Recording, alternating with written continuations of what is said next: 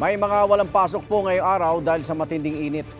Suspendido ang face-to-face classes mula preschool hanggang senior high school sa mga pribado at pampubliko eskwelahan sa Iloilo City, Rojas City, sa Capiz at Bacolod City sa Negros Occidental. All levels naman ang walang pasok sa Kabankalan, Negros Occidental.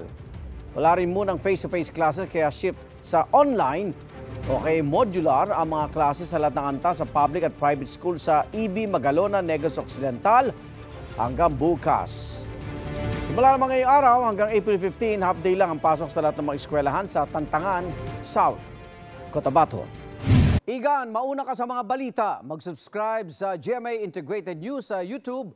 Sa mga kapuso abroad, subaybayan nyo kami sa GMA Pinoy TV at sa www.gmanews.tv.